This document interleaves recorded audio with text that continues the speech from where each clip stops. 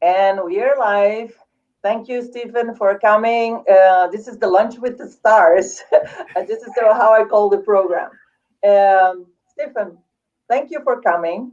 And thank you for accepting to give your time for this discussion. Thank you for having me. Stephen, I would like to ask, I know that you're an entrepreneur, and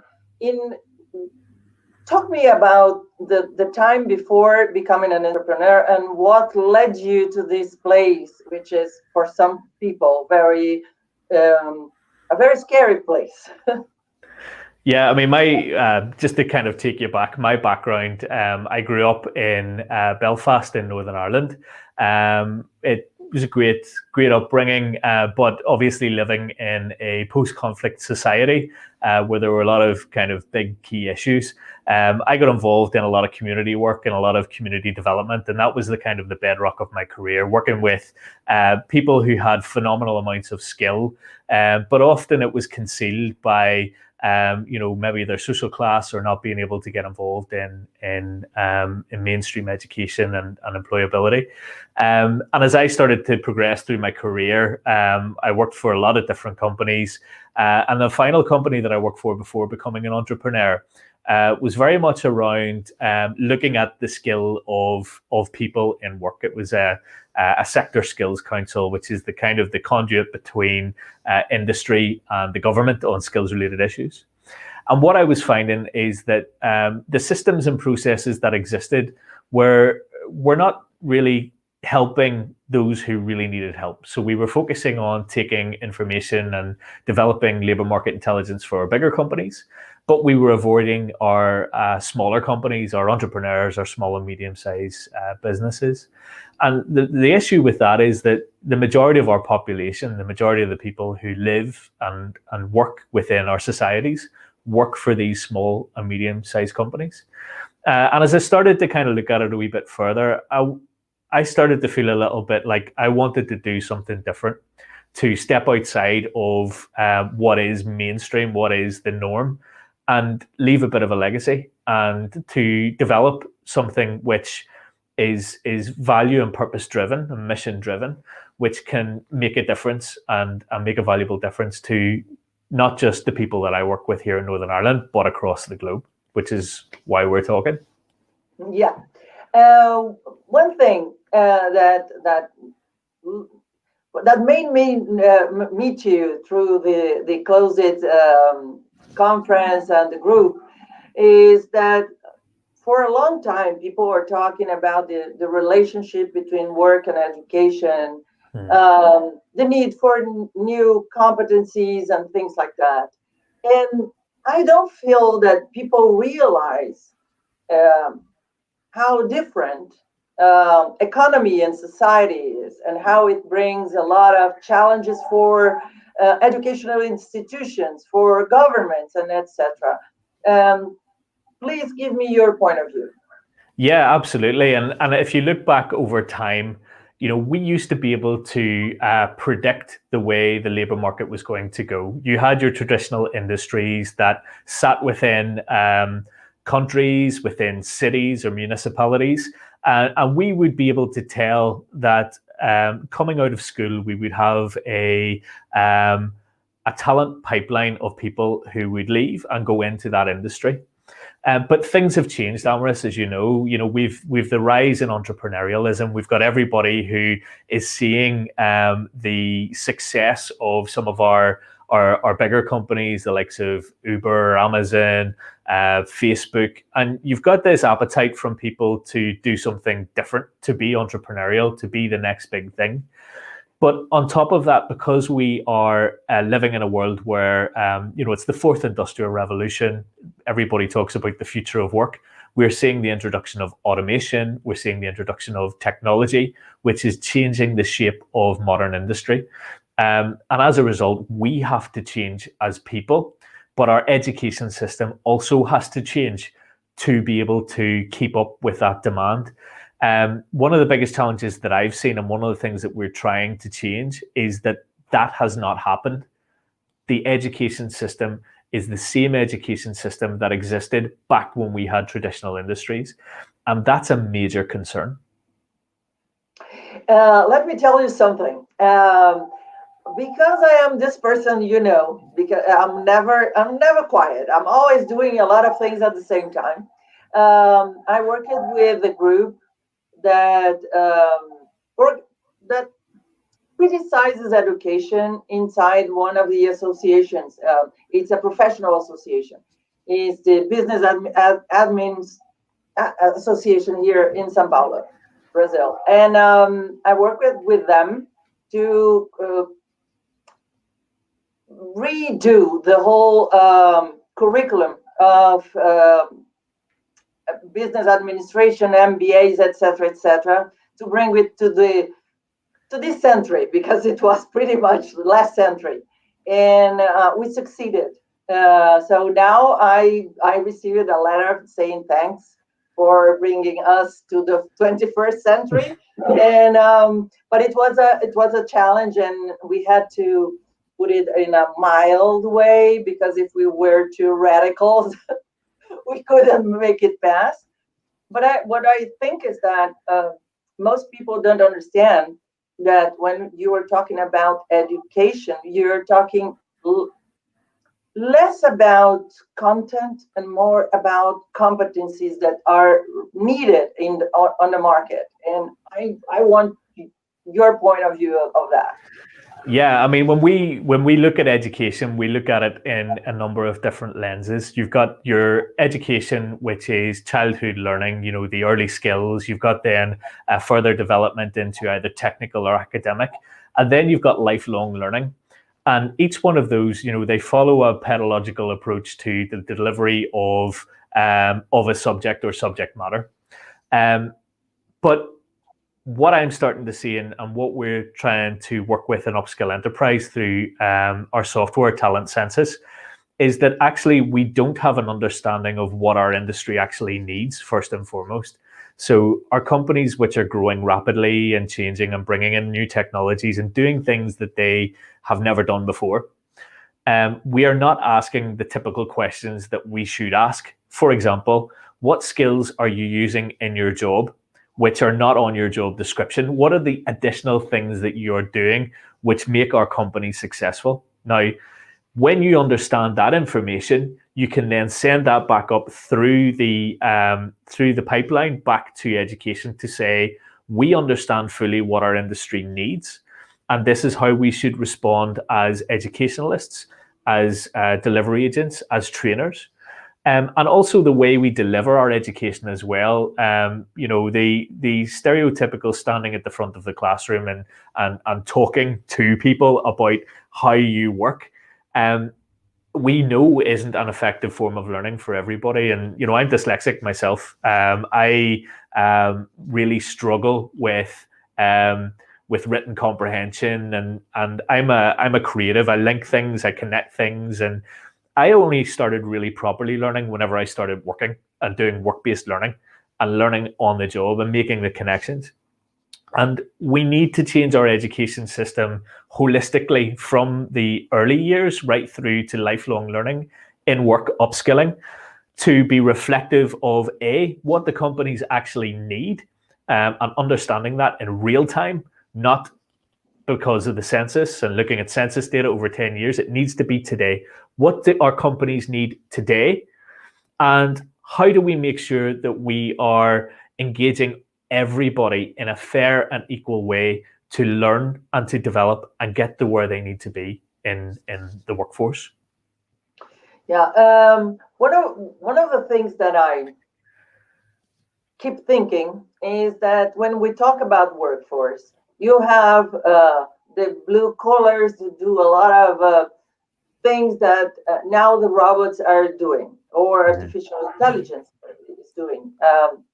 And the thing is, how can we help them in this search for education, work? Because they will be laid off sooner or later, and I don't know what is the path for success for them. Yeah, and this is a big campaign that we've been on across Europe and the United States, is that when we understand that people are going to be losing their job or not in the same industry that they're in, we need to first of all audit what their skills are. We need a benchmark. We need to understand what is it that these people can do. What are their hidden talents and skills? Then we need to identify what is their aspiration. What is their career pathway? Where do they want to be? There's an analogy that I would use here in the United Kingdom, which is that you have a baker who's used to using machinery, goes into work at 2:00 in the morning, makes bread for everybody waking up and coming to the bakery or the supermarket.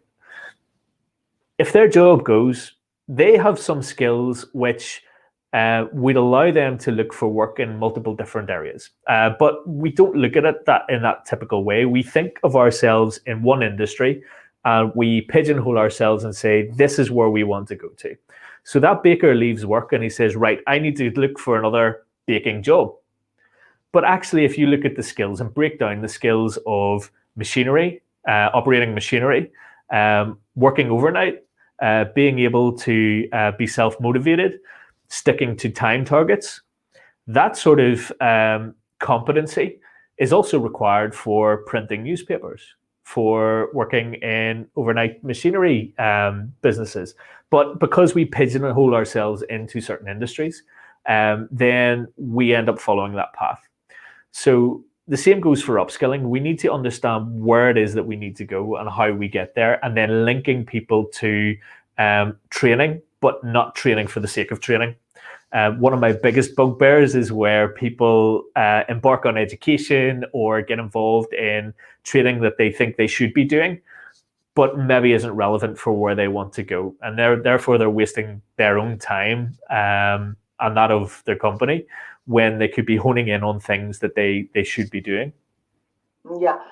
One thing is that you say that on your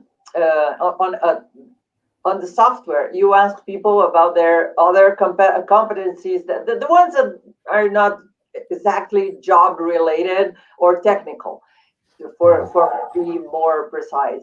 And the thing is, do you think that people are really aware of how good they are in what they do? I know for a fact they don't. The reason that we ask the question, what are the skills that you use at home that you would be prepared to volunteer and work? What are your hidden talents? Is that many people do things outside of work that their employer doesn't know about.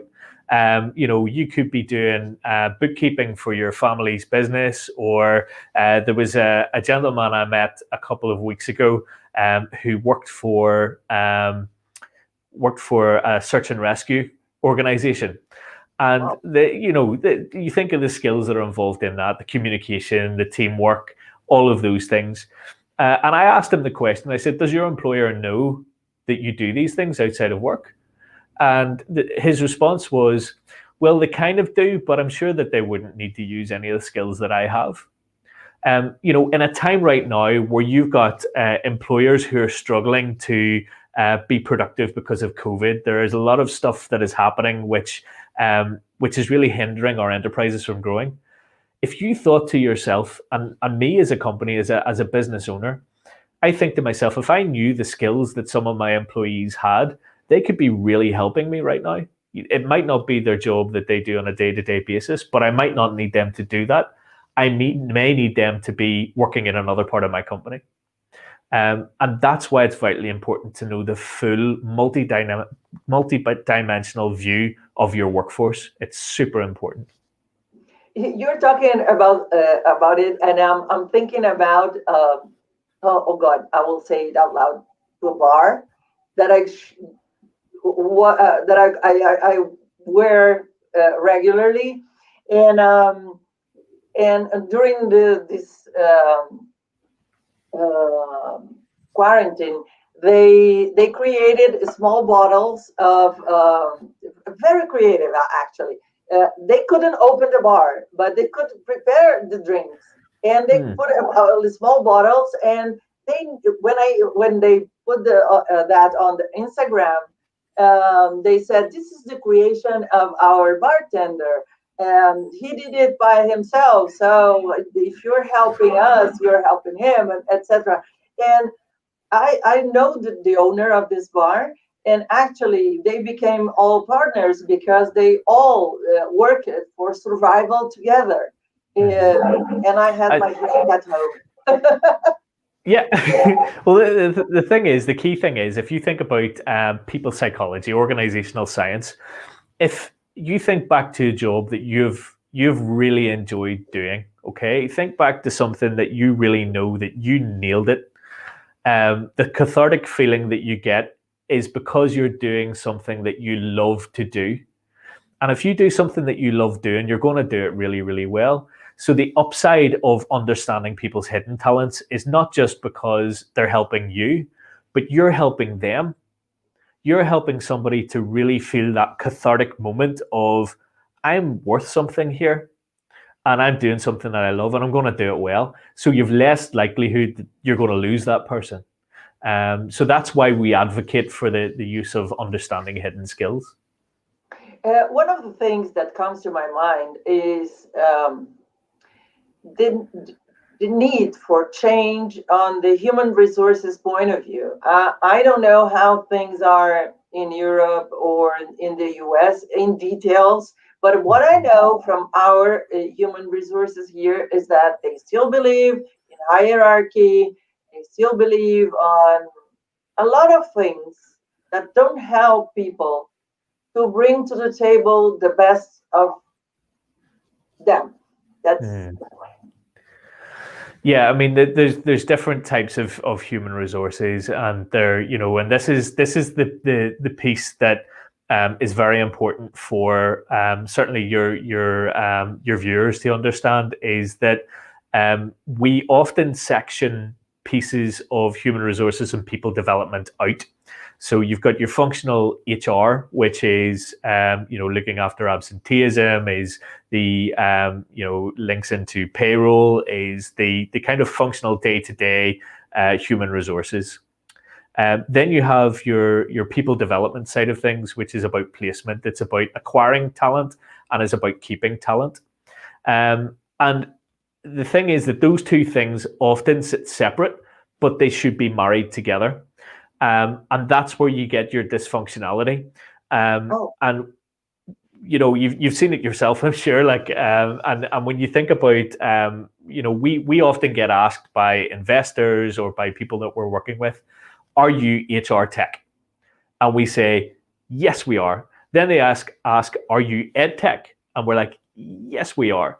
But actually what we are is we're people tech. We sit above that because we recognize that the two of those things are fundamental components which are never really pushed together. And that's why sometimes you get that discrepancy between traditional HR and the rigid approach that we have to, we'll not accept that, or no, we'll not do this. So we try and break that down by being the sticky glue in between. Thinking about workforce in a broader way, meaning how governments can take advantage of a tool like Upskill and all the technology that it's behind. Yeah, I mean, the big thing about talent census is that we're not just a tool which helps employers to find and keep the right talent. We also provide for them, for the employer, predictive analysis. So the ability to be able to predict, for example, the likelihood of the next person to leave your company. Now, we do that on a micro level, but when you bring that up to the next level, which is where we're working in the US, is working with workforce agencies, with job centers, we can help them to place job seekers into jobs. And we can also take that data that we learn from companies, which normally takes a long time to garnish that information. Because companies don't have the time. They don't have the time to sit down, what I call a donut breakfast, sit down and eat donuts and talk about all of their problems. Small and medium-sized companies don't have the time to do that. And they don't have the money to be able to invest in the big management consultancy skills audit tools that exist. And that's why we miss them out when it comes to asking the right questions. That's why our education system is not producing the right candidates to fulfill roles. So this is where the benefit comes in for government agencies. The ability to work seamlessly with industry and also to garnish that data that is so valuable and so needed right now. Yeah, and I believe that it can bring to the table a lot of discussions on policies and new ideas of creating education or fostering some sort of educational institutions and things like that, probably, right? Absolutely. Please. No, and you know yourself. You're developing a school yourself over the next while, and you know, having the ability yourself as an educationalist, as somebody who's doing that, to be able to have the foresight to say, in 3 or 4 years' time, I know the industries within my remit will need these skills. Therefore, I can make sure that my students learn in a way which gets them to where they need to be. Like, how powerful is that for you, Amyris? How hard? It's well, I have to devote every single thought and tear, the tears and everything to this enterprise. Otherwise, it's not. It will not be done. Yeah. There are a lot of things to do.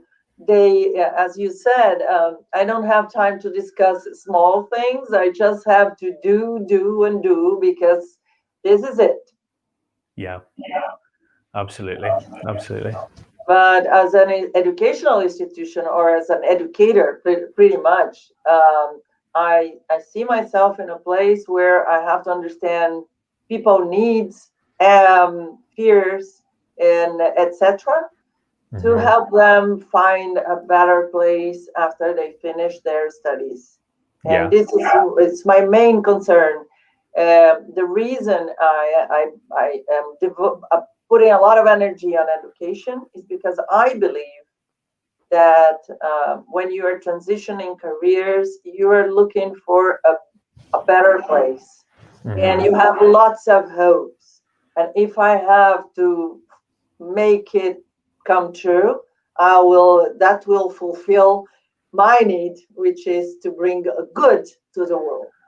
Yeah, absolutely. And that's what it's all about. It's about, you know, and for me, it's about making sure that you know, the legacy that is there is that we take ourselves away from this traditional education system, which is producing you know, it is producing the higher level. So when you look at the elite industries, you look at law, you look at medicine, you look at things like that, it will always produce the elite.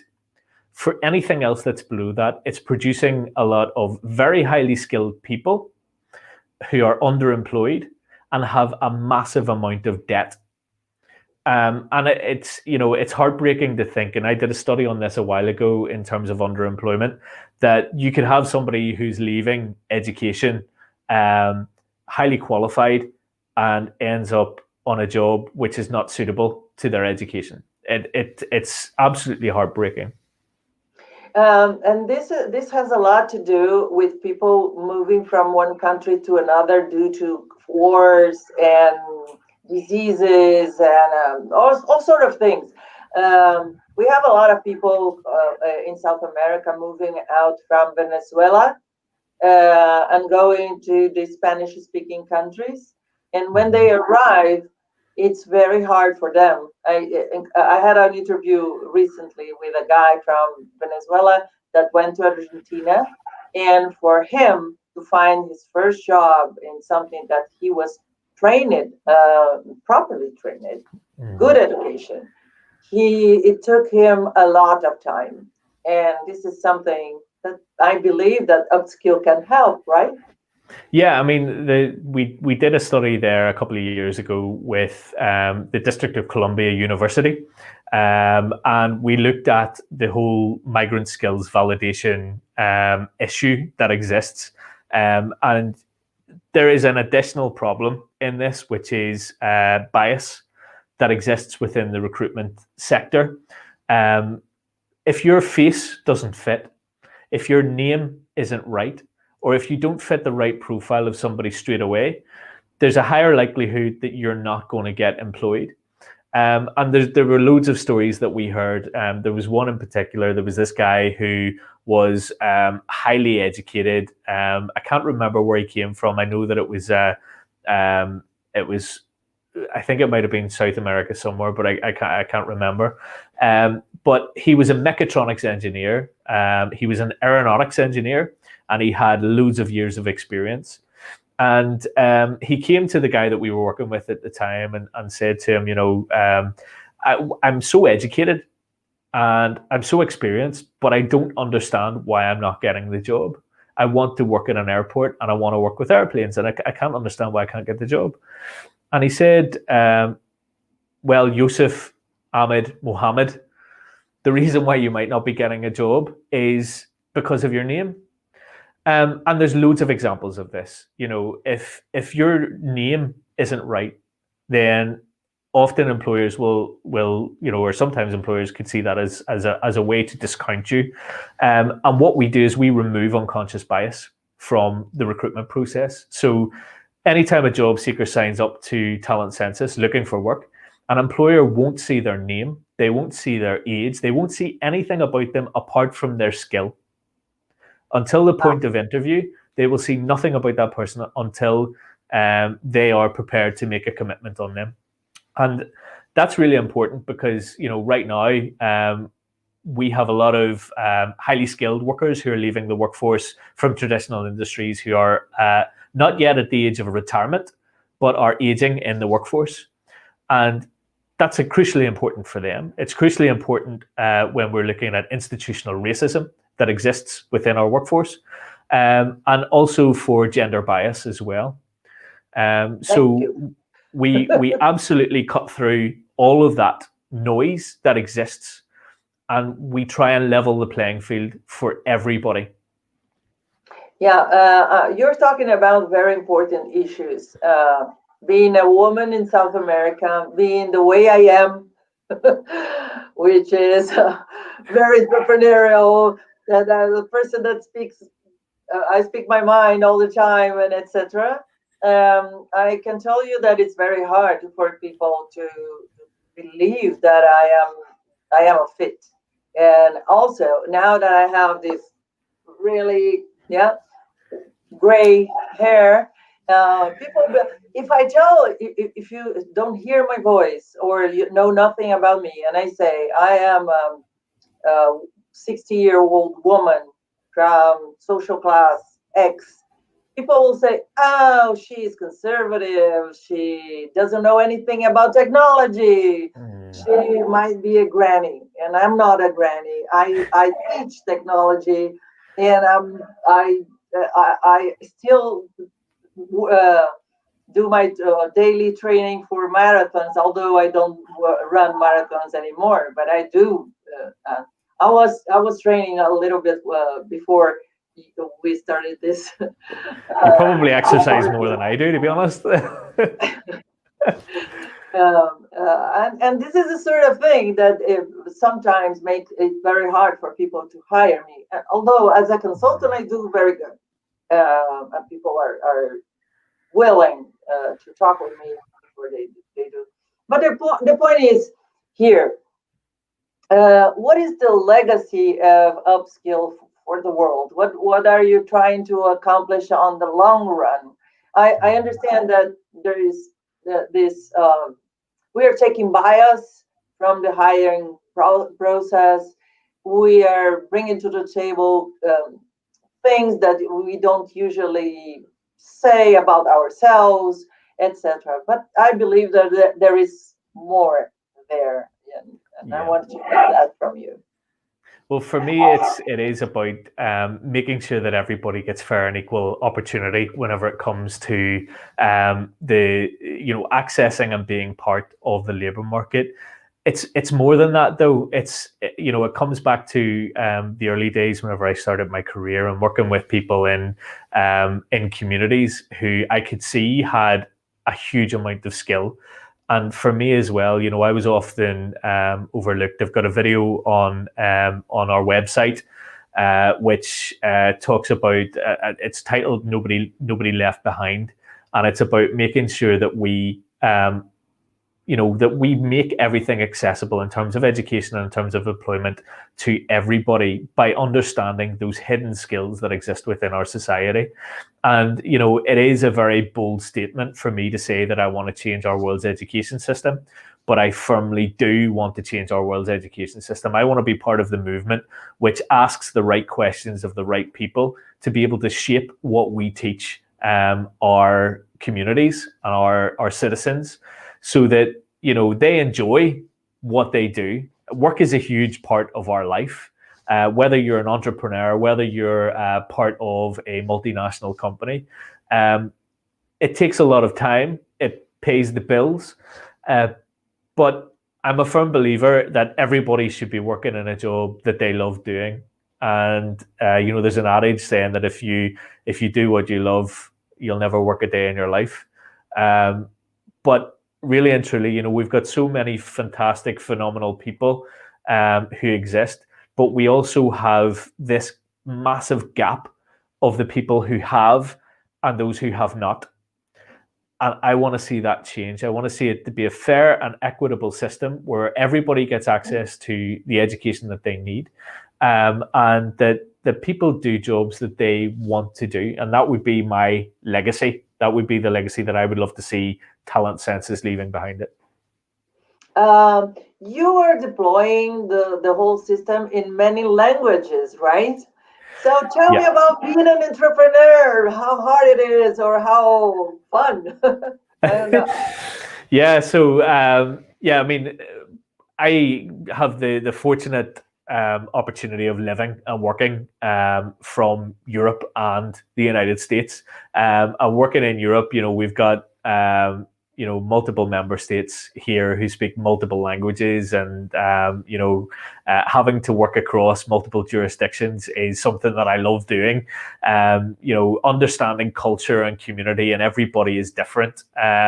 And finding how we can make sure that Talent Census molds itself to that. And also how we as people within Upskill Enterprise, how we mold ourselves and make sure that we're doing everything that we can for the areas that we're working in.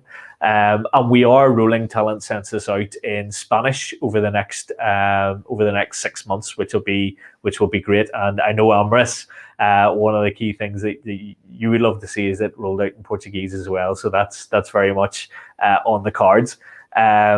But yeah, I love being an entrepreneur. I love every day waking up knowing that there is something new. There are new people to speak to. This time 3 months ago, if you'd have told me that I would be on a YouTube in Brazil, I would have been absolutely astounded. And the fact that I am, it just is testament that every day is a new day. Every conversation we have leads us to something new. And being an entrepreneur, having the ability to define what work looks like for me, there's no other thrill like it. There really isn't. Okay. Oh my God, that's nice, because since you're devoting all your time for that, that's good. Yeah, I know that you have 2 girls. That's right. Yeah. How are things right now with, are you still on quarantine? Are you still with the kids at home? Yeah, I mean, it's tough here. Obviously, there's a lot of homeschooling that goes on. Like, I don't know what it's like in Brazil at the minute, but we're kind of getting to the point where we're starting to open up a little bit more and getting to not too normal, because there's nothing normal about this in any way. But just being able to see family, you don't realize how much you miss out on. I visited my sister who lives in England over the weekend, and I had to get on a boat and I keep myself social distance from everybody, and but the fact that she's disconnected from us here in Ireland, you miss out on so much. And I spent some time with her kids and seeing them grow, and it's tough for everybody. It really is. There's no part of the world that's untouched by this. I've been watching what's been happening in Brazil as well, and it's hit you really hard. And we all stand in solidarity with each other, looking across the world and what's happening. And we just hope that there is a quick outcome of some sort, which moves us away from this time. Yeah, I think that this is the time to think about, make a huge reflection on what is our role in this society. One thing that I've been I talk a lot and during my classes with my students about how classist we are, because we have the upper class and we have the others. The others, like we don't see them. And this is not fair. People find very, weird, because I know the name of all the guys that work that do the service here, cleaning, and other stuff, doormen, everybody. I know everybody's name, and really, really. People don't do that here, that anymore, or anyway. So this is the sort of thing that we have to think, that we are all connected. This is one world. Something that you do here ripples and goes to the other side, and you have to take care of each other. Thinking about jobs after or during, because I think it will last for a century, this whole COVID thing.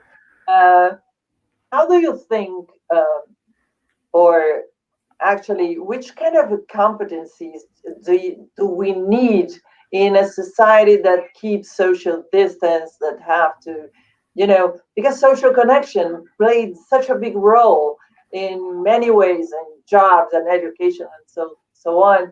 And how do you think things will change? I think that humans are very resilient anyway. As we respond in a way which allows us to really react. And again, there's a story that I would kind of talk about whenever I'm talking about talent census, in that we've all heard the phrase, not every superhero wears a cape. And that is very much the case. If you look at a Hollywood film or a blockbuster which is about a disaster, you will see a very similar thing where a big tragic event happens and everybody runs away with their arms in the air and they're screaming and they're it's the world's coming to an end or whatever. And the reality is that actually that isn't the way humans behave. If you look at any critical incident that's happened anywhere around the world, whether it be an earthquake, whether it be a man-made disaster, people will run towards it to offer their skills to help. That is the natural thing that people will do. It's, how can I help? How can I be helpful? And, we see that in its abundance with the situation currently. People will offer to volunteer. They will offer to help. You will see your healthcare professionals working long shifts, detaching themselves from their family to be able to help where they can. And there's no questions asked. There's no hesitation. That's what people do. And, in a sense, that's what's happening in workforce as well, and in jobs. And, people who have had their livelihoods taken away from them, or on the verge of being taken away from them, they want to help their employer. They want to be able to say, I have a skill, I want to be able to help, because it impacts on them. You're talking about the butterfly effect. What they do now as employees will protect them into the future in terms of their own livelihood and how they get back to earning money, how their company is productive, or what their future will bring. And that's a really important thing, is that we recognize that, and we help employers to recognize that instead of them being the protector of their employees, or the employer that says, no, let's get rid of all of these jobs. How can we help them to understand and interpret the skills of those people who are running towards them saying, I want to help you? The other thing we have to remember in this, which is something that is very important to me, is behind every single employer is not a sign, is not a logo, is their own personal experiences of what's going on, is their own family. And yes, they are your employer, but they have to deal with all of this as much as we do. The emotional trauma of it, I often talk about the curve that exists. I think it's the grief and trauma curve, where you go through a series of different experiences. You feel lost, you feel scared, you feel confused, and then you kind of get that glimmer of hope. Everybody's experiencing the same thing, and nobody is void of that. And we all have to remember that when we are either looking to help our employer, or as an employer trying to help our employees.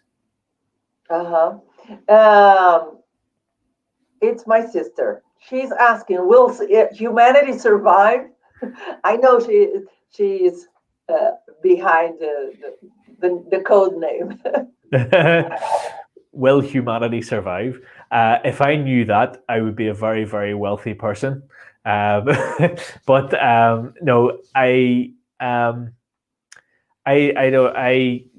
foresee this as an opportunity that the world will change. And if you look at, whether it be the Spanish flu that happened in the early 1900s, or if you look at any of the world's events that happen, which change and seismically change the shift of where people look, I think I would like to redirect that question to something which is a little bit different, which is, will humanity learn from this and change, as opposed to will humanity survive? And I hope that we don't just go back to doing what we were doing without understanding the opportunity to do something magnificent.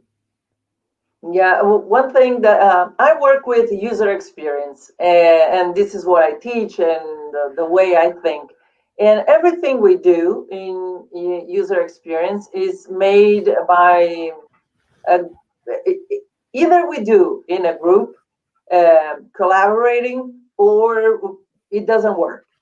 And I think that since we are so in such a demand as workers and as professionals, I think that we can bring that to the table, that collaboration, sharing, and helping others. And I believe in that.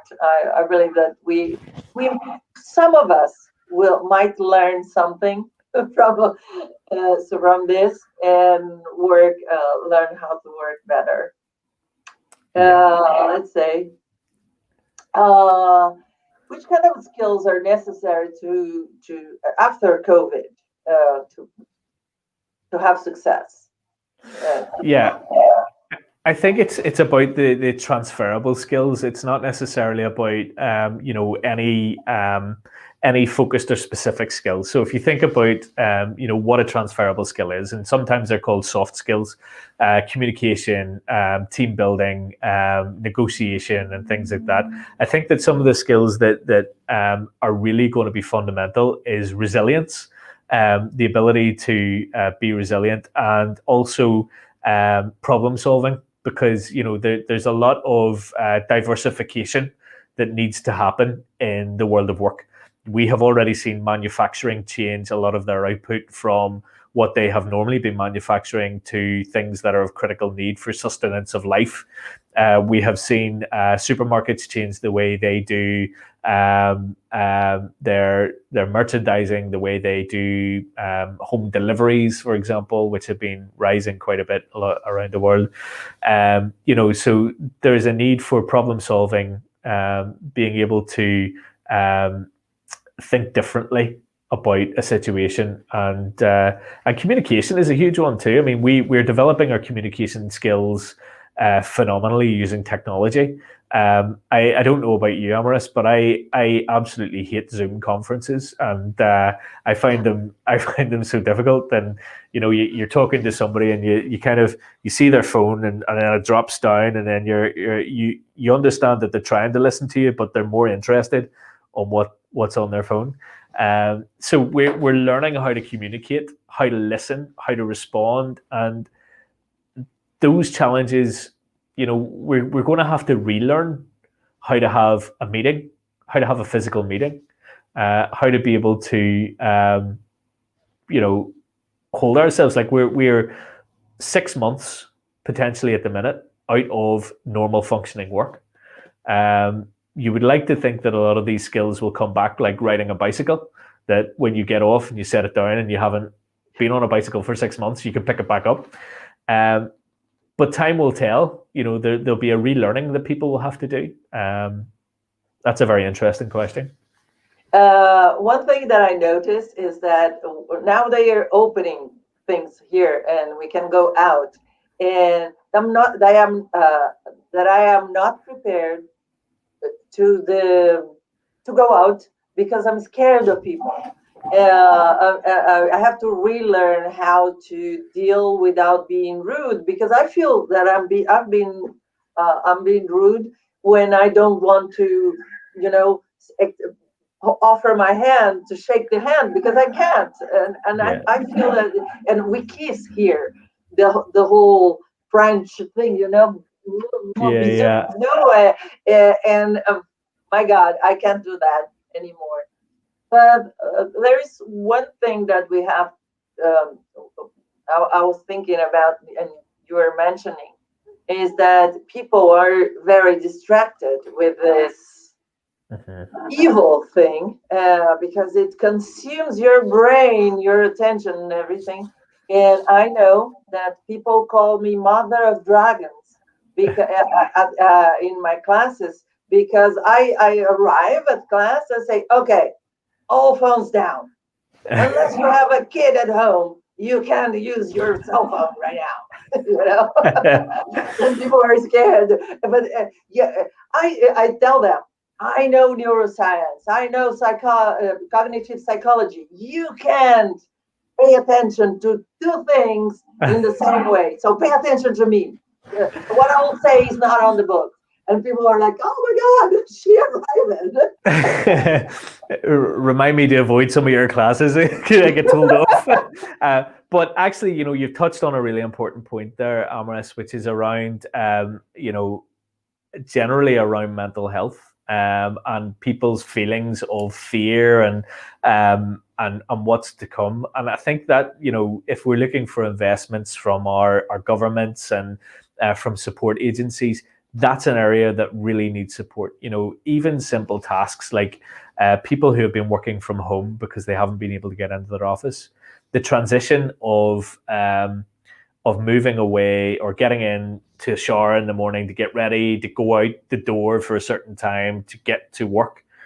That transition is something that people aren't used to doing. And, I would expect to see a lot of things like, people having fears of social distancing, people having fears of catching, the disease, but also, the fear of leaving the house. We're actually going to be speaking on another webinar over the next couple of weeks. I think it's on the 5th of August, actually, which is looking after your mental health, working in the modern workforce, and the importance of doing that. And I'll send you the information in a comment later on. But I really see this as a time where both employers and employees and job seekers and everybody needs support around the mental health aspects of getting back to work. Yeah, one thing that I learned it from cognitive psychologists is that most of the time we're talking small talk to avoid the fear of death. That's why we small talk. And now we are inside our houses, and technology, telecom brings all sort of information about that people that are young, 40 years old, etc. And very young. In my point of view, they are very young. And the thing is, we can't help the fear of that right now. And it really shifts the balance, It's not nice. Yeah, I mean, there's pros and cons to technology as a whole. The pros are that we are able to work from home, we are able to function, we are able to operate our businesses. Some of our industries are able to look at automation to replace certain jobs, so that those people can move to other parts of the business. There are pros to technology, but also the cons are that we are always present in the moment, understanding what is going on. We've got information overload. We've got, it is good to know what's going on, but sometimes it's harmful as well. And, that in itself is very distracting for people who are trying to work. And, one of the challenges that I know that a lot of our clients are facing is home working, and some people love it. But the majority find it very difficult because of the lack of social interaction, but also because you're now asking people to integrate their home life with their work life, and that kind of breakdown of balance is very difficult to do. Yes. Well, I hear a lot of complaints about in between my many calls, I have to clean the house or prepare my meals, and I don't have time enough and things like that. But we will have to learn. Stephen, do you have final words for our audience and people that will listen it the recordings after we finish here? Yeah, absolutely. What I would say is, please remember that there is a wealth of skill and knowledge in people that we need to understand. There are hidden skills that are everywhere, and if you're an employer, the most valuable thing that you can do is listen to your employees to understand how they can help you, and in turn, they will pay you back in the sense that when they love doing something, they will do it well. Also, for employers, to understand the career pathway of your employees. Not everybody wants to move. No, not everybody wants to progress, but there are some that do. So take the time to map that out and see what it looks like. For employees and for job seekers, really think outside the box in terms of what it is that you can do. Think about the great things that you've done in your life and the things that you do outside of work that you're proud of. Think about the things that you love and harness it, and make sure that you do get involved in those things. And for our educators and our government, we need to think differently about the way we gather our labour market intelligence. We need to think differently about the questions that we ask, and we need to engage on a multi-dimensional platform to really understand how we can get the right intelligence to change what we teach our kids at school and our learners as they go through their career. Otherwise, we're going to end up having the same problems that we have always had. Okay, so thank you, Stephen. We hope to see you in Brazil soon, or I will see you in Ireland. Yeah, come to Ireland anytime you like. Okay. But listen, thank you so much. Really enjoyed this, and it's great to meet you and all of your listeners. Okay, thank you. So goodbye. Ciao, gente. Bye. Cheers. Take care.